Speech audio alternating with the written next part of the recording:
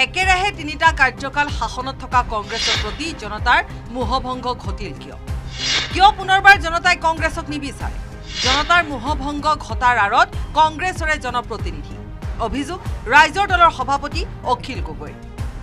যদি অসম বিধানসভাত যদি আমি বিজেপি সঠিক ৰূপত আক্ৰমণেই কৰিব নোৱাৰোঁ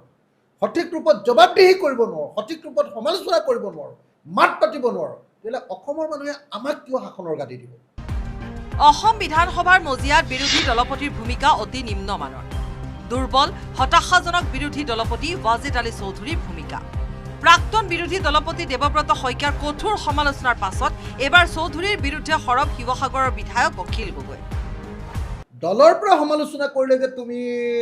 আপুনি যিধৰণে ভূমিকা ল'ব লাগিছিল সেইধৰণে ভূমিকা লোৱা নাই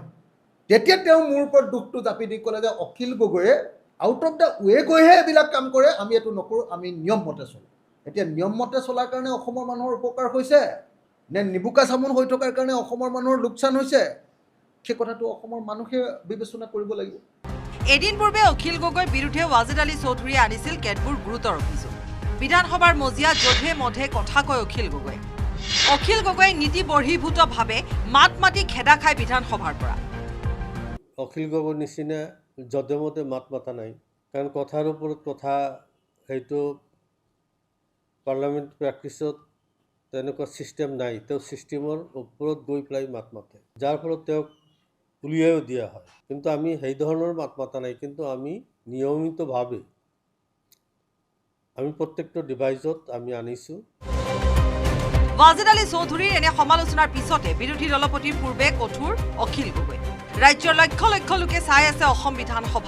বিধানসভাত কোনে কি ভূমিকা পালন কৰিছে পিছে দুৰ্বল হতাশজনক কংগ্ৰেছৰ স্থিতি দুৰ্বল বিৰোধীৰ এনে ভূমিকাৰ পিছত কিয় ৰাইজে ভোট দিব কংগ্ৰেছক প্ৰদেশ কংগ্ৰেছৰ সভাপতি গৌৰৱ গগৈক লৈ প্ৰশ্ন অখিল গগৈ গৌৰৱ গগৈ ডাঙৰীয়াক এটাই কথা ক'ব খোজো যে গৌৰৱ গগৈ ডাঙৰীয়া সঁচাকৈ কংগ্ৰেছ দলৰ এই দুৰ্বল ভূমিকাৰ পাছত আমি কেনেকৈ বিজেপি দলক পৰাভূত কৰিব পাৰিম ভৱিষ্যতে যদি অসম বিধানসভাত যদি আমি বিজেপিক সঠিক ৰূপত আক্ৰমণেই কৰিব নোৱাৰোঁ সঠিক ৰূপত জবাবদিহি কৰিব নোৱাৰোঁ সঠিক ৰূপত সমালোচনা কৰিব নোৱাৰোঁ মাত পাতিব নোৱাৰোঁ তেতিয়াহ'লে অসমৰ মানুহে আমাক কিয় শাসনৰ গাদী দিব সেয়ে সময় থাকোঁতে বিৰোধীৰ সঠিক ভূমিকা পালন কৰিবলৈ গৌৰৱ গগৈৰ জৰিয়তে বিৰোধী দলপতিলৈ আহ্বান অখিল গগৈ নহ'লে বীৰবলৰ সাধুটোৰ দৰে ৱাজিদ আলী চৌধুৰী মাথো দীঘলীয়া আচাকি সামৰিব লাগিব দায়িত্ব বিৰোধী দলপতিৰ বিৰুদ্ধে অহা এনে অভিযোগৰ পাছত দলীয় হাইকমাণ্ডে এতিয়া কি পদক্ষেপ ল'ব সেয়া লক্ষণীয় হ'ব মলেন ভট্টাচাৰ্যৰ report news 18 Assam north east